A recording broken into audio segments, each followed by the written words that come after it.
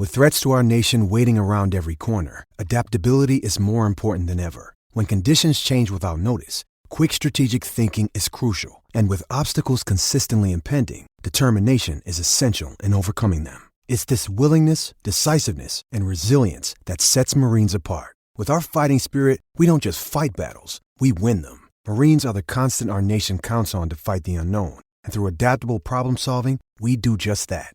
Learn more at marines.com.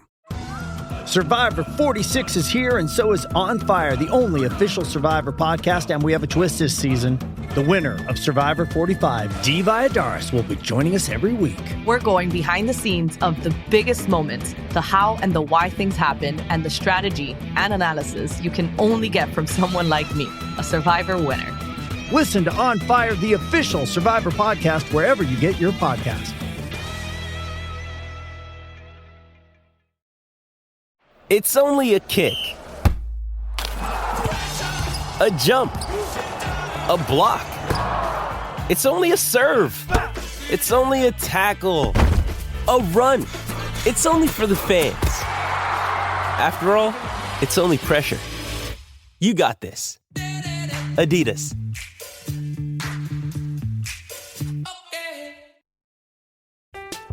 I'm Alex Rodriguez. And I'm Jason Kelly. From Bloomberg, this is The Deal. Each week, you'll hear us in conversation with business icons. This show will explore deal-making across sports, media, and entertainment. That is a harsh lesson in business. Sports is not as simple as bringing a bunch of big names together. I didn't want to do another stomp you out speech. It opened up so many more doors. The show is called The Deal. Listen to The Deal. Listen to The Deal on Spotify.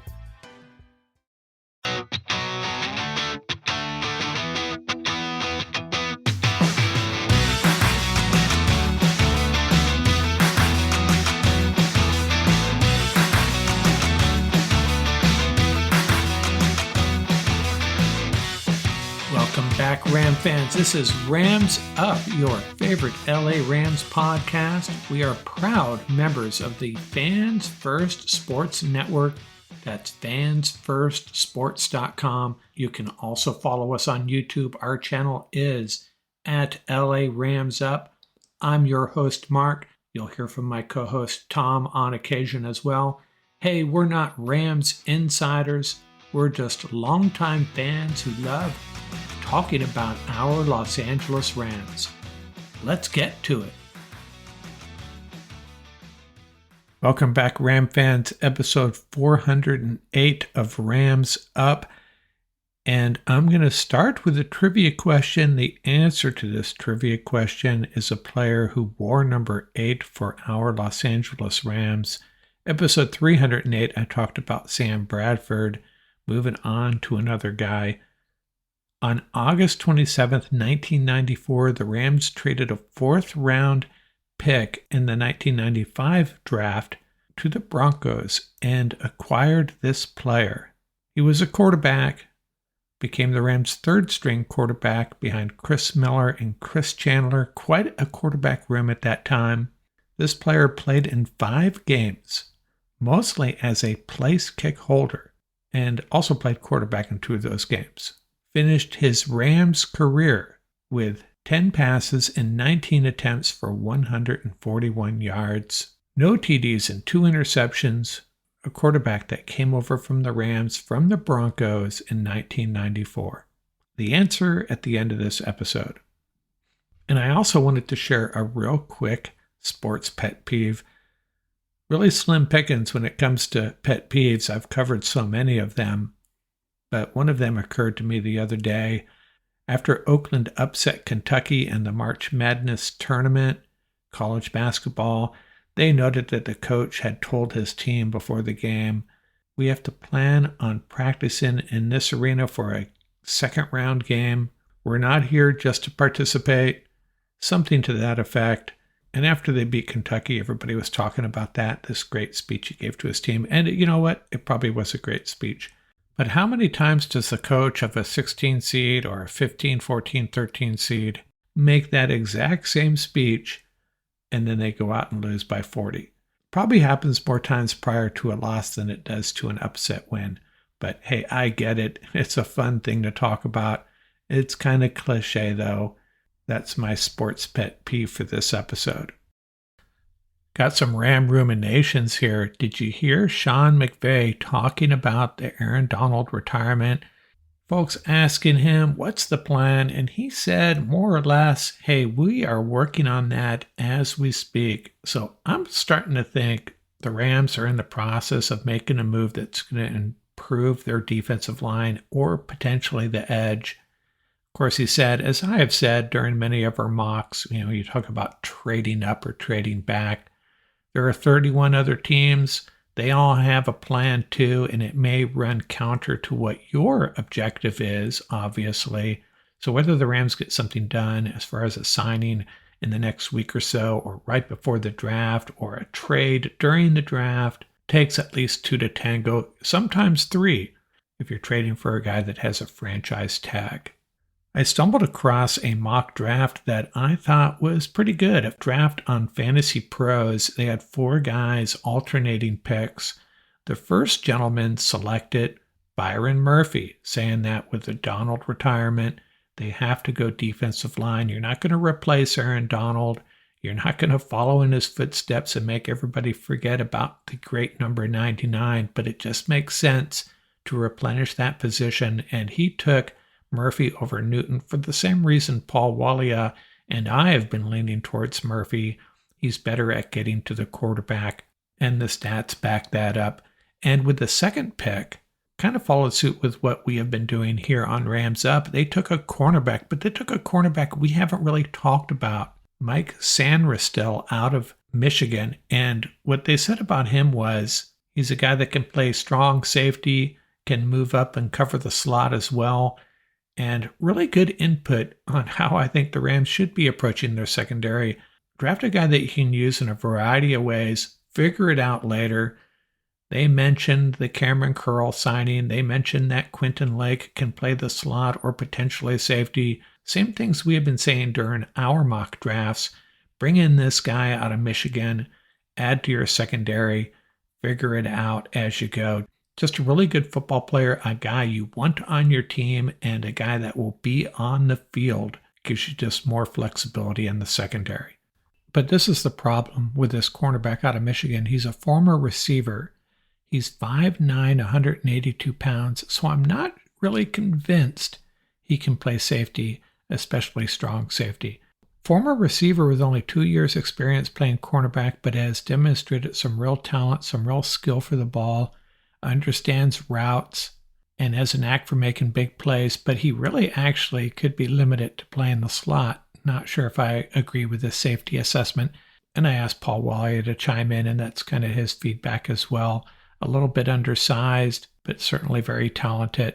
So I don't mind the selection. Not sure I agree entirely with Fantasy Pros' assessment of his skill set, though. And look at this. I had expressed concern about who is going to be the Rams' backup quarterback weeks 1 and 2 when Jimmy G is on suspension. And it has been reported that quarterback Stetson Bennett is joining the Rams for their offseason workouts. So maybe there is hope. Maybe Stetson Bennett will be the guy those first 2 weeks at least. And hopefully beyond that. Feel much better about our quarterback situation. Stafford, Jimmy G, Stetson Bennett room. Potentially a pretty darn good quarterback room. And I know there's a lot of people not happy about the Jimmy G signing, but hey, you could do a lot worse. I'll be back in a second. I have an add-on from yesterday's discussion about edge rushers in the draft. I'm Alex Rodriguez. And I'm Jason Kelly. From Bloomberg, this is The Deal. Each week, you'll hear us in conversation with business icons. This show will explore deal-making across sports, media, and entertainment. That is a harsh lesson in business. Sports is not as simple as bringing a bunch of big names together. I didn't want to do another stomp you out speech. It opened up so many more doors. The show is called The Deal. Listen to The Deal. Listen to The Deal on Spotify. Introducing Royal Caribbean's newest ship, Icon of the Seas, the ultimate family vacation. The ultimate 6 slides, 8 neighborhoods, 0 compromise vacation. The ultimate never done that, can't wait to do it vacation. The ultimate chillin' by a different pool every day of the week vacation. This is the icon of vacations. Icon of the Seas. Arriving in 2024. Book today. Come seek the Royal Caribbean. Ships Registry, Bahamas. This episode is brought to you by Hyperice, the leader in advanced warm-up and recovery technology. They have tons of innovative products, like Venom-heated wearables to help soothe sore back muscles, Normatec compression boots to speed up recovery and increase circulation, and Hypervolt massage guns to improve mobility. Loved by athletes like Naomi Osaka and Erling Haaland. Try them yourself. Get 10% off your order with the code MOVE at hyperice.com. This episode is brought to you by Pepsi Wild Cherry. Pepsi Wild Cherry is bursting with delicious cherry flavor and a sweet, crisp taste that gives you more to go wild for. Getting wild may look different these days, but whether it's opting for a solo Friday binge watch or a big night out, everyone can indulge in their wild side with Pepsi Wild Cherry. Also available in Zero Sugar. So grab a Pepsi Wild Cherry and get wild. You know, we've talked about edge rusher probably more than any other position in this NFL draft because it's an area of concern for our Los Angeles Rams. Obviously, as discussed our situation in mid-February and revisited the topic just yesterday, just our last episode. But there's one guy I have been overlooking, kind of dismissing, and you know what? To be complete here, we probably need to talk about him a little bit more, and that is Dallas Turner, the edge rusher out of Alabama. And what I did was I took all three of these top edge rushers, at least most people think they're the top three. I'll get into some contrary opinions here in a second. But the top three that we've been considering, Dallas Turner, Laiatu Latu, and Jared Verse. So let's do a one-by-one comparison in a bunch of categories here and see if maybe Dallas Turner could be the guy. Now, he will probably be the first one drafted, I'm thinking. That seems to be the consensus. So would the Rams even have the ammunition to move up and get him if they thought he was their guy? Which, to be frank, is one of the reasons I've been probably subconsciously dismissing him. But let's look at this. Dallas Turner from Alabama, Laiatu Latu from UCLA, and Jared Verse from Florida State. So obviously Turner has faced the toughest competition. Height and weight. Turner is the shortest and lightest of the three, 6'3", 247. Latu, the tallest and the heaviest, 6'5", 259, just edging out Jared Verse from Florida State, 6'4", 254. 40 times as you'd expect, 4'4'6" for Turner, 4'5'8" for Verse, and 4'6'4" for Latu. And I'm not going to get into a bunch of combine numbers, but I think the 40 speed is probably the most relevant here. NFL.com rating. Well, Verse is at the top with a 6.73 rating, meaning a day one impact starter. Dallas Turner is next with a 6.70. Latu, a little bit behind those guys, 6.50. But what was interesting is the player comparisons. Even though Latu is, I think at this point, number 3 among these three, as far as the draft experts, they compare him to TJ Watt. Not bad. I'll take another TJ Watt any day of the week. Dallas Turner is compared to Brian Burns. And again, I'll have one of those as well. Jared Verse, they compare him to Lamar Woodley. And not to slander Lamar Woodley, but I'll take a TJ Watt or Brian Burns over Lamar Woodley at this point. And what did sources say? And this is all according to NFL.com. They have some really good draft profiles. I'm going to be quoting them. I might as well point you to their site. In my opinion, it is the most trustworthy information on draft prospects. What did they say about Dallas Turner? This was an NFC executive. He's such a talented athlete. One of the biggest mistakes people make is looking past athletic ability and focusing too much on technique or polish when they come out. Just look for dudes and coach the rest of it. That's from an NFC executive. And I understand what he's saying. Totally agree. Maybe it takes a little bit more time coaching up, but you have great coaches on your staff. Get that done. If he's the guy with the most athletic ability, maybe you pounce on him. What did they say about Latou? This is from an AFC executive. Dallas Turner is going to go higher, but Latou is easily the most skilled rusher in the draft. Kind of the opposite, right? Maybe not the best athlete, but he's ready to go day one.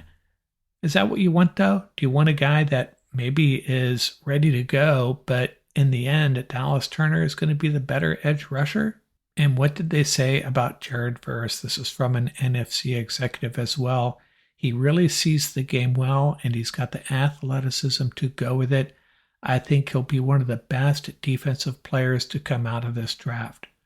So what does this tell me? This tells me that the experts that compiled this feel like Latou might be better on day one, but in the long run, Turner and Verse may be better prospects. That's my interpretation. That's not to say that Latou is not going to be a great player and is not a valid selection early in the first round of the draft, but I'm just the messenger here.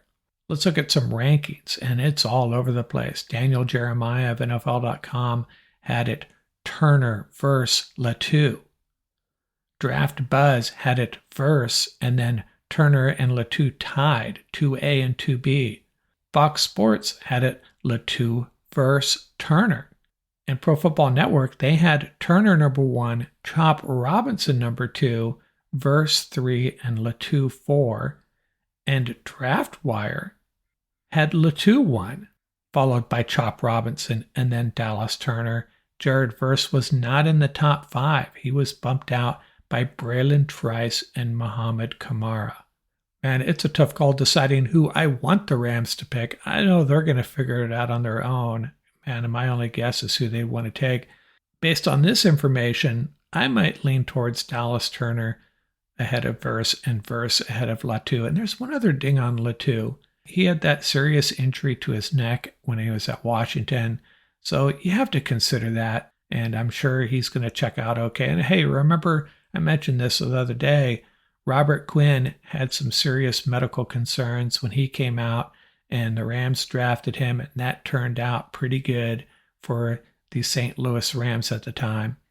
So I think the order of these guys is going to be Turner, Verse, and Latou. I think I'd be happy with any one of them, but maybe Dallas Turner in the long run is going to be the best of these guys. That size worries me a little bit though, 6'3", 247, compared to Verse and Latou anyways. But he has faced the toughest competition, can't ignore that. Now remember, Turner is not falling to number 19. He may not even get out of the top 10. Verse, probably in the low teens. Latou could be there at 19. Man, I think all three of these guys are going to be solid NFL players. And then there's Chop Robinson. I think he's going to go 4th. I think I'd be happy with him. Didn't include him here. We've talked about him quite a bit.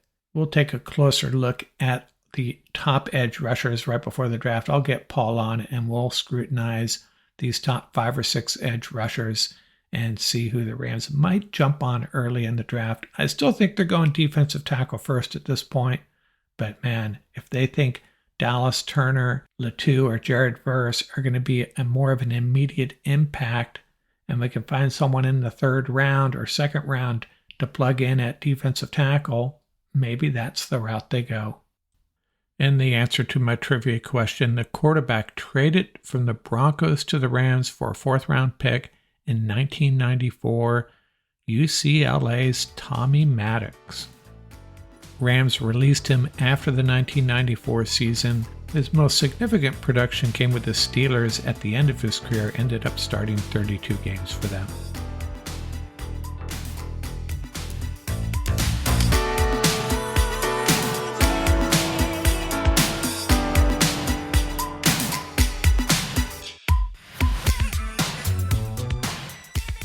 That's going to do it for this episode. Remember, you can reach us at ramsuppodcast@gmail.com. And don't forget about our YouTube channel. Our handle is at laramsup.com. Till next time, keep the horns up, stay safe, and have fun out there.